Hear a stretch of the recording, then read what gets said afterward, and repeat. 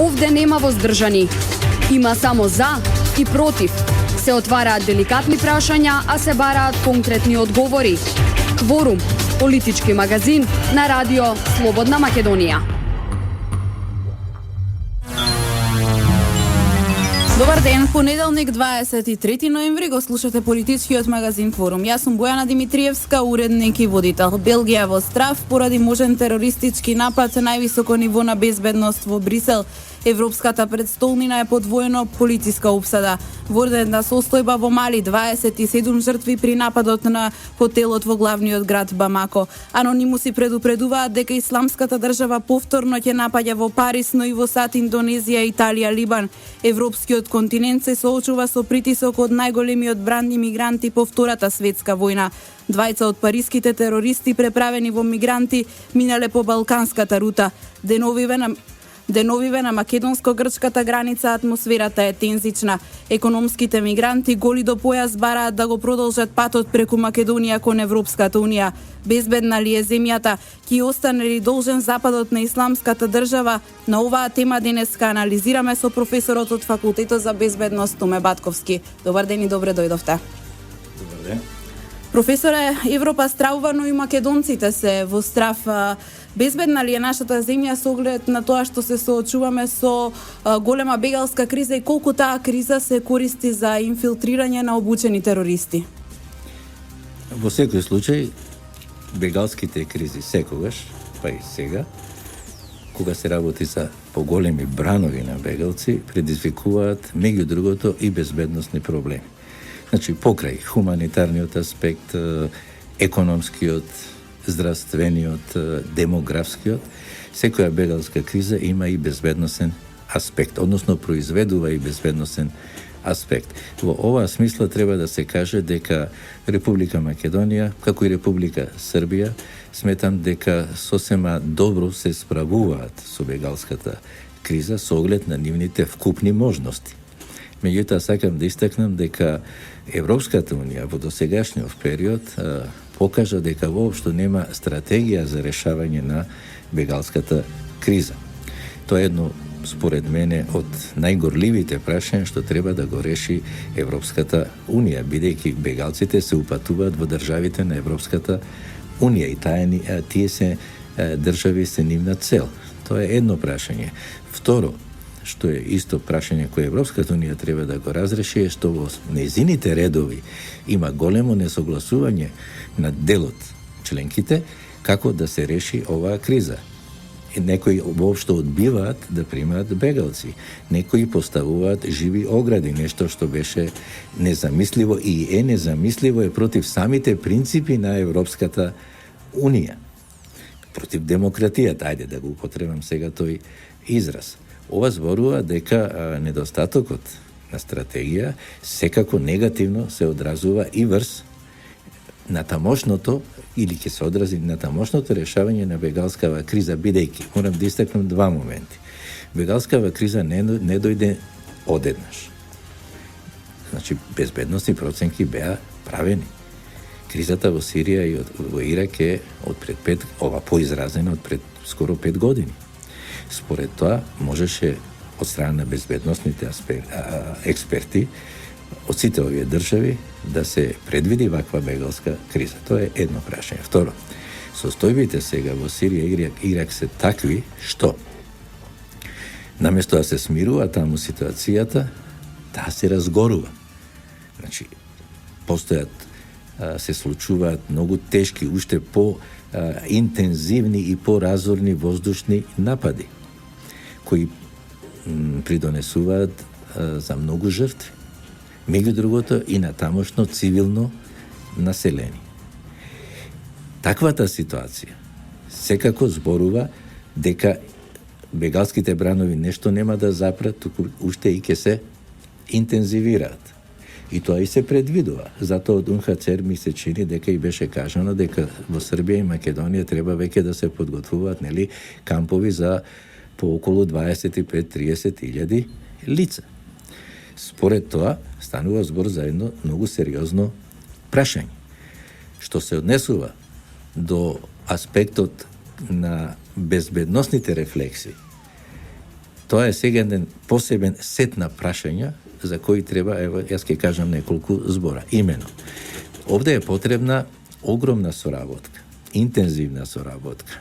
Се разбира, не на зборови, туку во праксата, на сите безбедносни и разузнавачки служби на државите кои се наоѓаат на или околу рутата што ја користат бегалците. Значи, од Турција до Велика Британија, сите држави, преку нивните безбедносни и разузнавачки служби, треба да остварат блиска, тесна, интензивна соработка, прво на планот на создавање квалитетна база на податоци. Видете, основата и во безбедноста, како и во многу други области, ако создадете квалитетна база на податоци. Тоа не е статичка работа, туку е динамична и креативна работа. Треба да има и да се оствари едно пошироко оперативно истражување и да се согледаат сите аспекти кои придонесуваат за создавање на овие бранови бегалци од една страна, од друга страна, квалитетната база на податоци треба да покаже кои се оние најекстремните поединци што би донеле одлука или имаат веќе донесена одлука и се припадници на одредени терористички групации. Без вака создадена квалитетна база на податоци, која, потенцирам, доколку се оствари тесна соработка на безбедносните и разузнавачките служби, постојано ќе се надградува и ќе служи како една многу силна основа на безбедносните и разузнавачките служби навреме да ги преземаат оперативните активности на планот на откривање, следење, документирање и пресечување на евентуалната терористичка активност. Сега, бидејќи постои политичка согласност за борба против тероризмот. Советот за безбедност на Организацијата на Обединетите нации пред неколку дена донесе резолуција за борба против исламската држава.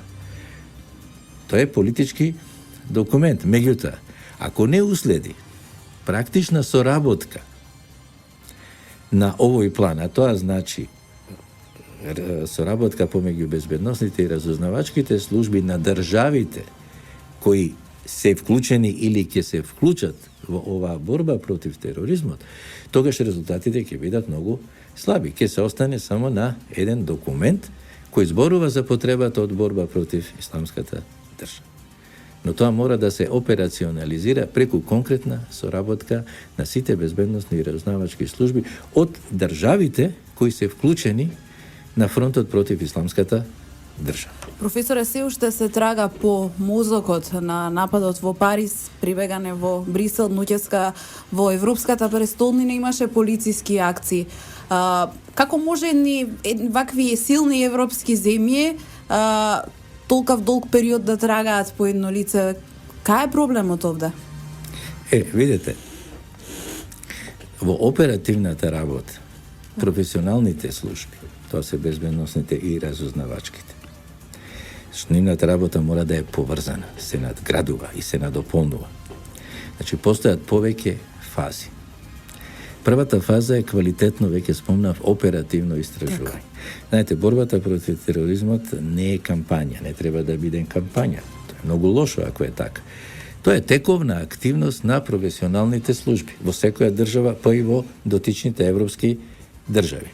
Тоа значи дека се почнува со фазата на најшироко оперативно истражување, кога се акцентираат обштествените противречности и конфликтите кои настануваат на дадена територија, се разбира во даден период, и од кои произлегуваат или можат да произлезат, или се веќе произлезени екстремни поединци, групи и организации кои во своите програми имаат зацртано преземање плански и систематски насилни активности насочени кон реализирање политички цели. Ова што ви го реков сега е дефиниција за тероризмот. Значи, станува збор за планска и систематска активност преку преземање насилни средства, што е политички мотивирана и е насочена кон реализирање политички цели. Потоа уследува фазата на оперативна активност на овие служби. Таа има неколку дела. Значи, оперативна активност, оперативно-техничка и оперативно-тактичка активност, преку која треба да се утврдат носителите на терористичка дејност. Со не само преку нивна идентификација, туку и со утврдување на методите и средствата што ги користат, кои оружја, муниција, експлозивни тела ги користат и кон кои цели се насочени. Гледате, овде станува збор за многу активности што претходно веќе надлежните безбедносни и разузнавачки служби требале да ги утврдат, а не ги утврдиле. Секој успешно извршен терористички акт во одредена држава значи дека дотичната безбедносна и разузнавачка служба не си ја завршиле успешно својата задача. Сега, значи тие се задачи пропуштени. Очигледно, анализата ќе покаже, јас ги неам тие можности, ниту да ја вршам анализата, ниту пак е таа објавена. Не знам и во која фаза е таа анализа и за случувањата во Париз и за случувањата во Белгија. Ќе кажеме нешто и во Белгија, кои противречности се. Но, битно е дека овие фази очигледно се пропуштени, бидејќи штом еден главен град на држава, во кој седиштето на Европската Унија, седиштето на НАТО, се доведува во ситуација да биде буквално парализиран од превентивен аспект. Тоа значи дека надлежните тамошни служби немаат валидни или немале и немаат валидни факти во однос на носителите на терористичката активност. И да не заборам, тука не спаѓаат само носителите. Спаѓа и откривање на илегалната мрежа преку која се пренесува оружје, муниција, експлозив и експлозивни материјали. Тоа е една мрежа. И третата мрежа е илегалната мрежа на бази. Значи, тие се зборуваме за различни работи, но чинат едно единство во откривањето. И затоа, доколку претходно надлежните професионални служби ги немале овие податоци, немале направено квалитетна проценка и доаѓаат во ситуација сега на дефанзива. Затоа се блокирани и железницата, и метрото, спортски надпревари не се одржуваат, школите ми се чини не работат според и денешното известување, што значи дека еден пораз моментален сега на легалната структура наспроти терористичките закани. Како ќе се одвиваат натаму дејствијата на овој план, ќе покаже времето. Меѓутоа, со самото тоа што не се откриени, таму има лишување од слобода, меѓутоа без фактички резултати, позначајни. Што значи дека овие три линии за кои зборувам, таму се уште не се откриени, а штом не се откриени, не можат ни да бидат пресечени. Продолжуваме со разговорот по блокот реклами. Кворум, политички магазин на радио Слободна Македонија. Во денешната емисија разговараме со професорот од Факултетот за безбедност Томе Батковски за тоа зошто во Брисел се уште не може да се фати мозокот на терористичката операција во Брисел. Професоре, пред да го почнеме овој разговор, рековте дека Белгија не требаше да ја мобилизира армијата. Зошто? Велиме погрешно, во Белгија е направена проценка, беше кажано, и затоа се преземени си во овие широки мерки и активности. Мојата поента е друго. Терористички организации, кели, не се решаваат и елиминираат по пат на армија. Тоа се преголеми ефективи кои не се ни обучени за тоа. Пред малку објаснав дека се решава со една квалитетна оперативно-истражувачка и оперативно-техничка и тактичка работа на безбедносните и разузнавачките служби, која треба тековно да се одржува, да се реализира. И тогаш навреме ќе биде пресечен еден терористички акт во фазата на неговата подготовка или порано. И тоа е успехот на безбедносните и разузнавачките служби. Потенцирам да се пресече извршувањето на еден терористички акт во фазата на неговата подготовка или во претходните фази. Според тоа, преголемото ангажирање на војнички Така. капацитети со комплетно блокирање на еден град, го зборува токму спротивното, дека недостасувала таа квалитетна, оперативно-техничка и оперативно-тактичка работа на безбедносните и разузнавачките служби во претходниот период. Сега, во оваа смисла, би додал и тоа дека ова покажа дека имало и слаба соработка помеѓу безбедносните и разузнавачките служби на сиве овие држави. Значи, без добра соработка, размена, тоа подразбира размена на брза и ефикасна размена на информации и податоци. Понатаму, експертски средби на припадниците на безбедносните и разузнавачките служби при секое конкретно прашање. Затоа што во спротивставувањето на тероризмот и во безбедноста воопшто, едно од главните начела е навременоста. Значи, навремено и ефикасно дејствување. Ако тој елемент недостасува, тогаш се остава поголем простор за сторителите на терористички активности. Сега, во овие ситуации во Париз, се покажа дека терористичките организации и терористите бираат така наречени меки цели, цивили, кои не се бранети, со што предизвикуваат голема паника, голем страф меѓу вкупното население. Според тоа, вакви напади, слично беше и во Мали, спомнавте. Така, да. Беше нападнат хотелот и загина околу 30 исто Так. цивили. На тој начин се праќа една порака од страна на сторителите дека нивните цели ќе продолжат да ги реализираат на овој начин, бидејќи се во неможност да ги реализираат на друг начин во даденава ситуација. Со оглед на тоа што против нив се спроведуваат сега во Ирак и во Сирија многу интензивни воздушни напади со многу жртви. И постојано се истекнувам, ако имате удар, мора да очекувате и одреден контраудар. А колку во овој период е нужна одмаздата? Сметам дека одмаздата не е никогаш потребна, според мене. Одмаздата создава еден круг, магиевсан круг на удар, контраудар, удар, контраудар, при што во современо време најмногу страдаат цивилите. Така. И тоа е таа најголема опасност за сите држави. Затоа што граѓаниот, обичниот граѓанин, просто е несигурен, бидејќи се напаѓаат јавни места на собирање.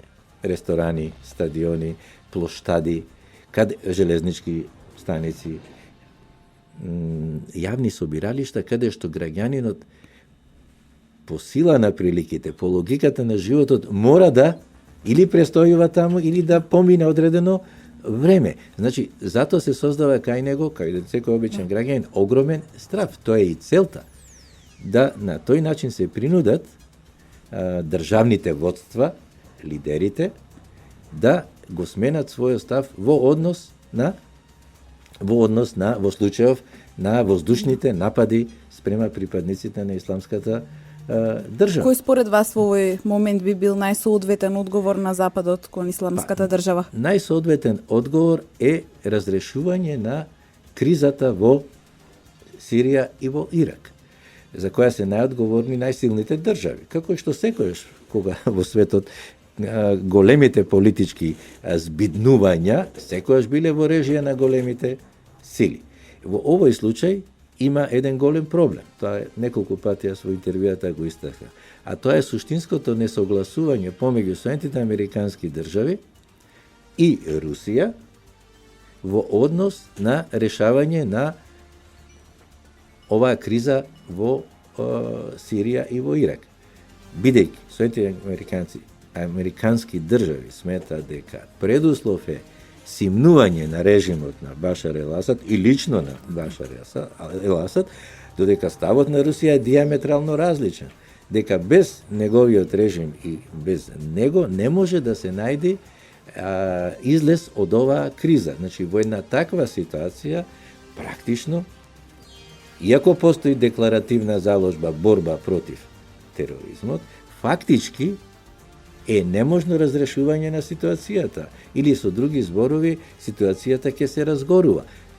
Веќе јас истакнав, пак ќе кажам, ова е за прв пат после студената војна, да руските сили излегуваат надвор од сопствената територија со конкретни борбени активности, бидејќи имаат свој витален интерес.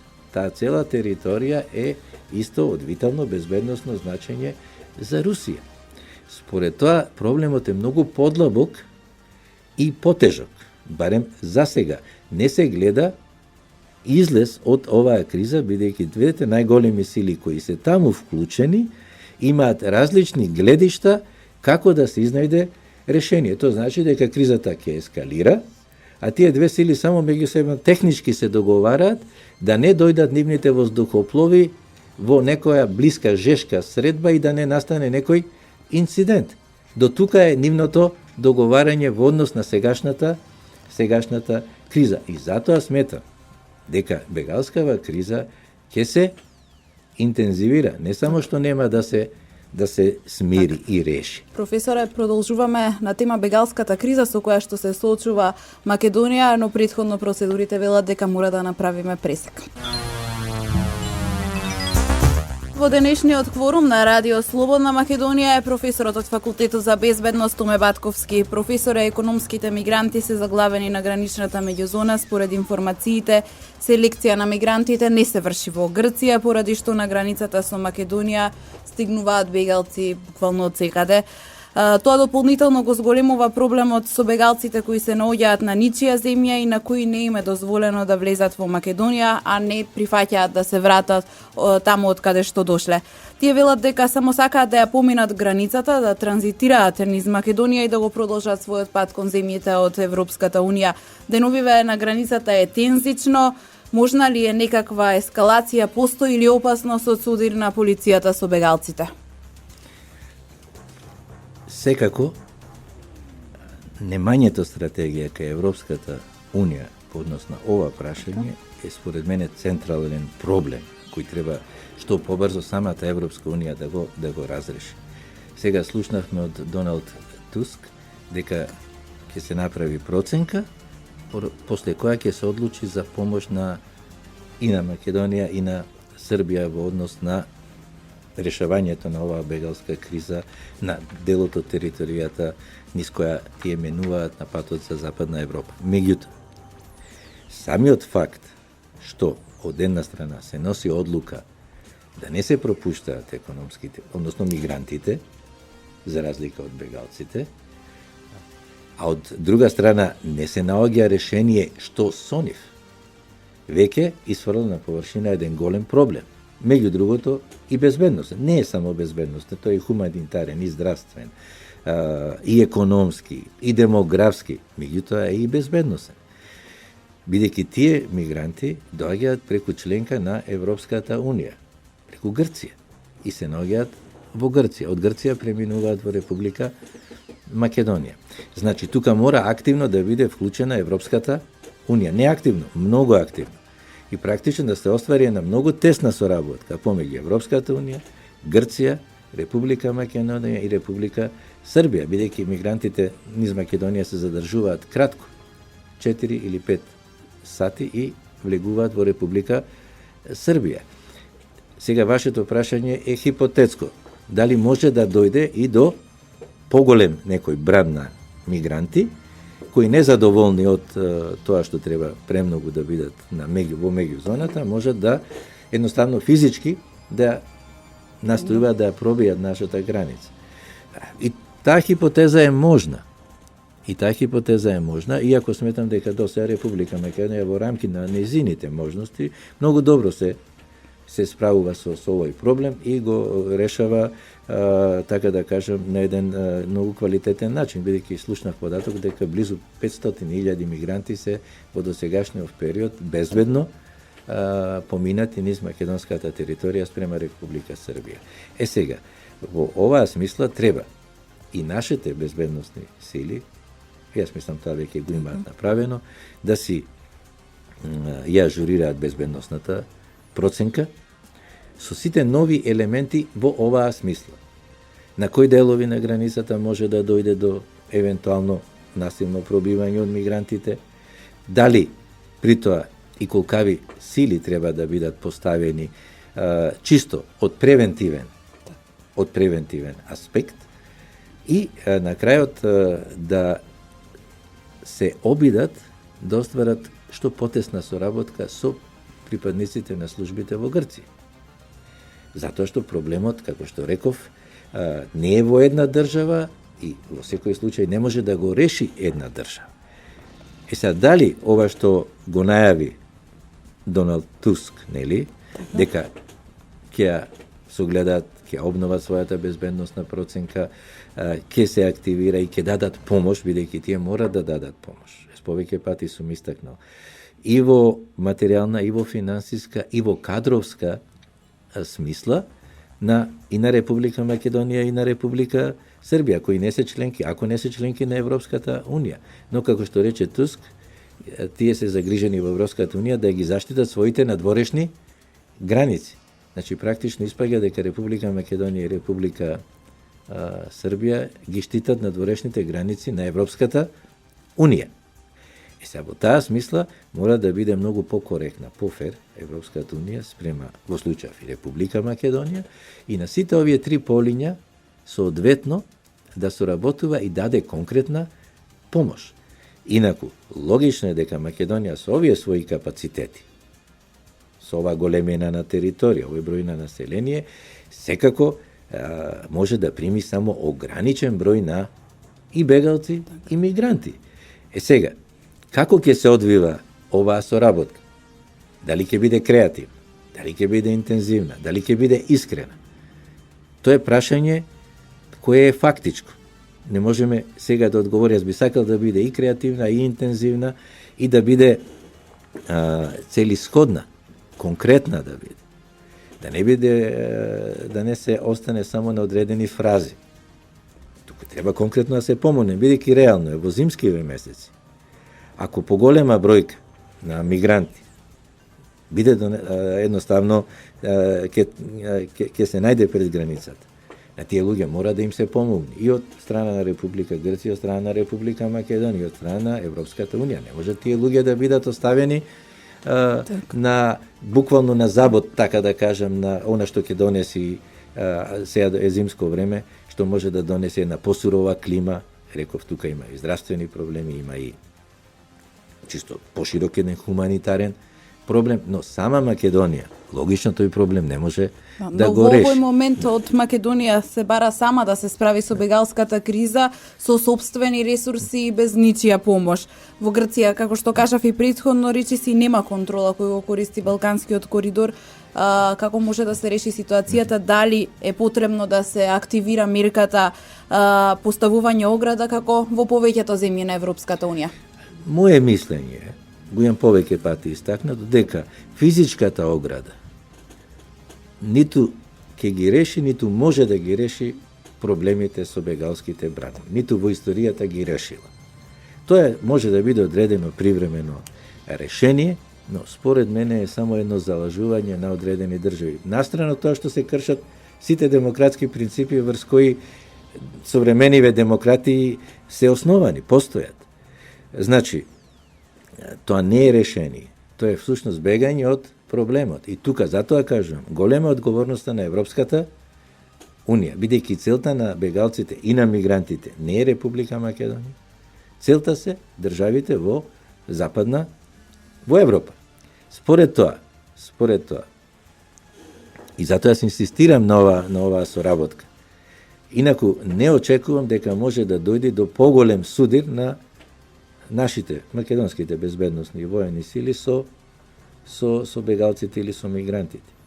Нашиот однос секојаш бил хуман и сега е хуман, коректен е, меѓутоа има нешто што е објективно ограничување. Кажав, силата, моќта на нашата држава е ограничена и од тоа зависи колку и колкав број мигранти евентуално би можела да прифати за постојан одреден, мислам, ограничен период. Зашто е потребна пак огромна помош доколку би се граделе прифатни центри. Тоа е голема инвестиција и бара многу кадар, вклучување на многу кадар, многу служби, и за тоа пак се враќаме на истото прашање. Тука мора Европската Унија преку еден искрен, креативен процес на соработка, не на политички фрази, туку на фактичка соработка и помош материјална, финансиска и кадровска, да конкретно придонесе за квалитетно разрешување на, во случајов, и бегалската и мигрантската криза. Две кризи се тука. Зато имаме бран бегалци и бран мигранти. Според мене крајно е нехумано да брановите мигранти едноставно бидат оставени на судбината. Така, пред малку спомнавте дека продолжува константниот притисок врз нашата земја за да се прифатат 20 па и повеќе од 20.000 бегалци и да бидат семестени на наша територија. Тоа е голема бројка за Македонија. Еве како ние, како нашите власти може да се справат со ова? Притисокот е константен. Па, веќе кажав, во безбедноста често пати се случува да тежината на еден наметнат проблем ги надминува можностите на конкретните и капацитетите на конкретната држава. Но тоа не значи дека не треба да се направи проценка и да се секако се бараат решенија. Македонија не може да избега од проблемот. Не може ни Европската унија. Затоа кажувам, ѕидовите, физичките граници за мене се само едно залажување, се против сите принципи на демократија и во суштина не го решаваат проблемот. Според тоа, на овие три полиња Македонија мора да бара излез. Прво, внатрешно се разбира, така. И второ е соработка со Грција и со Србија, тие се две земји низ кои врви коридорот, и трето, и основно според мене, со институциите на Европската Унија, кои не смеат да избегаат од овој проблем. Меѓу другото, и затоа што имаат капацитети, имаат и финансиски, и материјални, и кадровски капацитети да се вклучат во разрешување, и мора да се вклучат во разрешување на проблемот. И уште нешто сакам да истакнам. Добивам впечаток дека и соработката меѓу Европската Унија со Организацијата на Обединетите нации не е на задоволително ниво.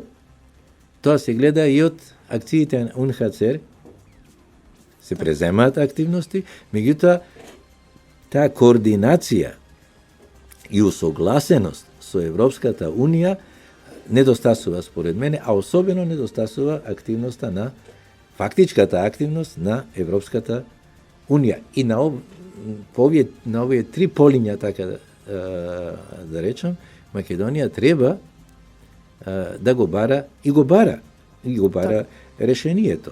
И сметам, а се разбира, на внатрешен план ние како држава мора да си ги бараме излезните решенија, бидејќи ние сме тука. Бегалците кога поминуваат, вие мора да го решите тој проблем. Мора Македонија да го реши тој проблем. Не може да избега.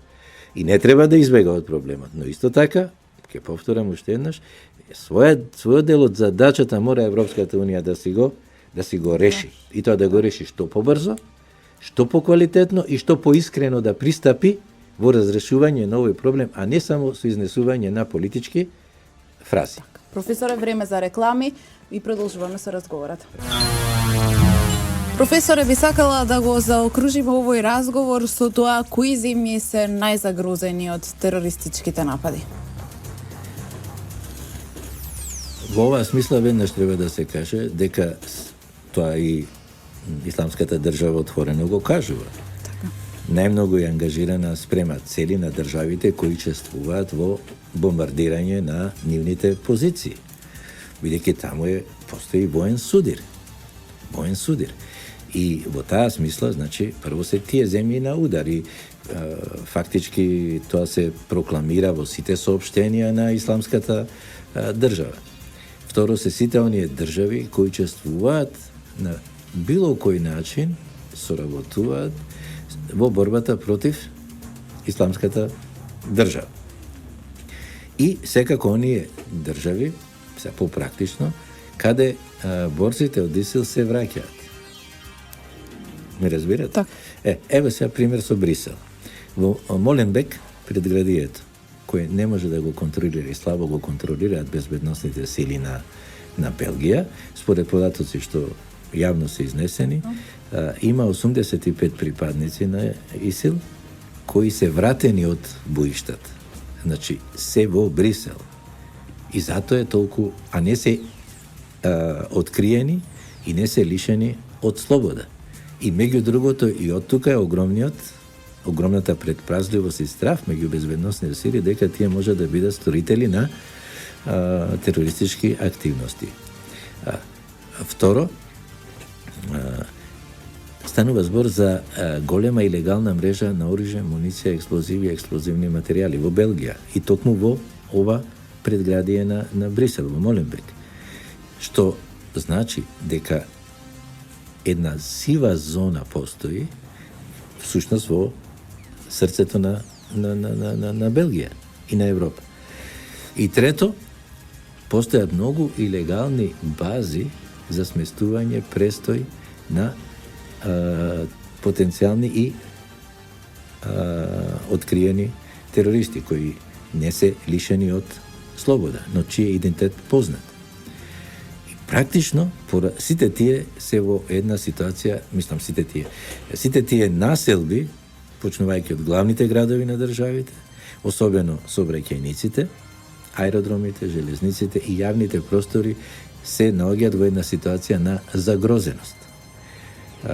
Така што треба да се има во вид дека во Сирија и во Ирак е создаден еден генератор на, меѓу другото, и на терористи, кои се обучуваат, учествуваат во борбени действија, потоа се враќаат во државите од каде што биле претходно упатени спрема Ирак и Сирија.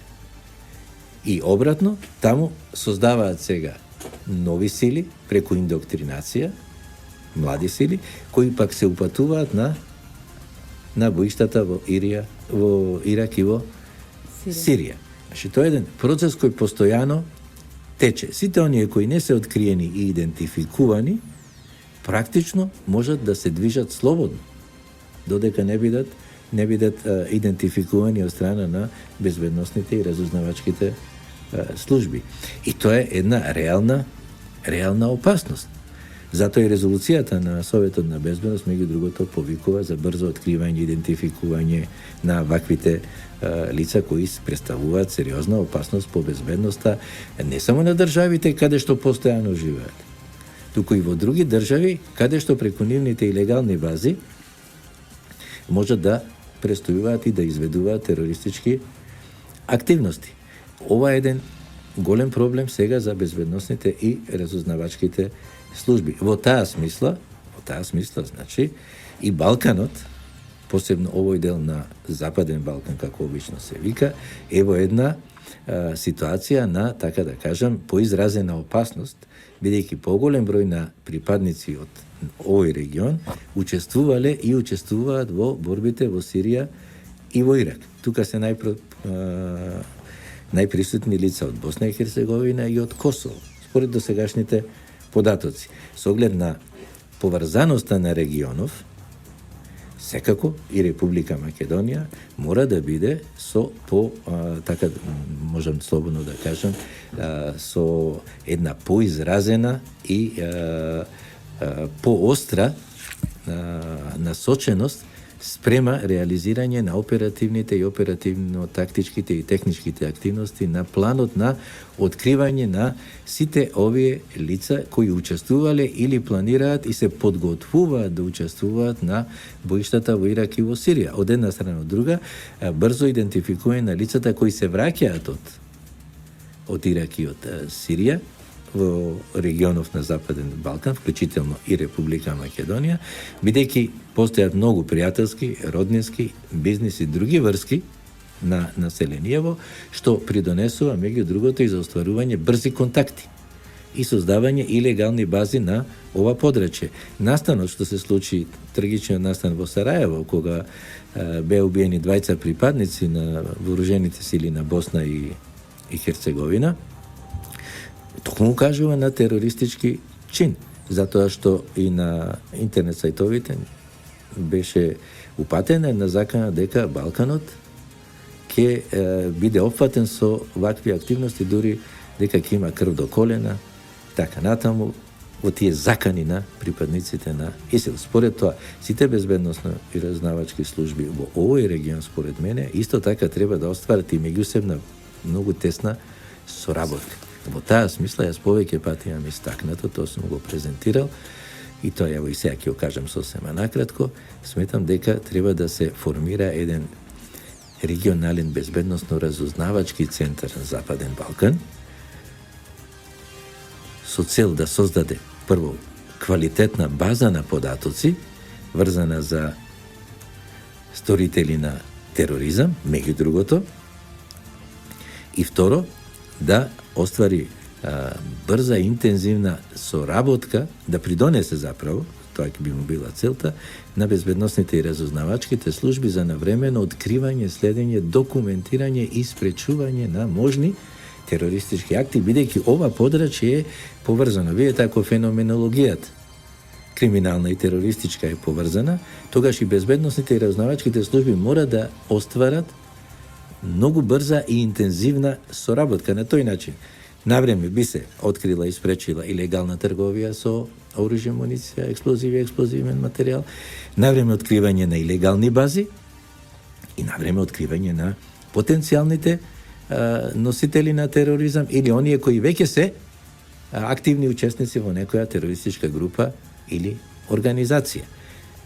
На тој начин ќе се реализира начелото на брзина и на ефикасност и ќе се придонесе за безбедносно стабилизирање во случајов на целиот овој регион, вклучително и во Република Македонија. Така, професоре, тука ја завршуваме денешната емисија. Јас ви благодарам за исцрпната анализа. Вам, почитувани слушатели, ви благодарам на вниманието. Ве поканувам и наредниот понеделник во истиот термин на истата фреквенција со да анализираме актуелни теми и нови теми. Денешната емисија, односно денешниот кворум е во продукција на Радио Слободна Македонија. Денеска е 23 ноември 2015 година. Уредник и водител на емисијата Бојана Димитриевска, техничка реализација Дине Вучков и Владимир Дамјановски. Уште еднаш ви благодарам за вниманието. Имајте пријатен ден и останете со програмата на Радио Слободна Македонија. Овде нема воздржани. Има само за и против. Се отвараат деликатни прашања, а се бараат конкретни одговори. Кворум, политички магазин на Радио Слободна Македонија.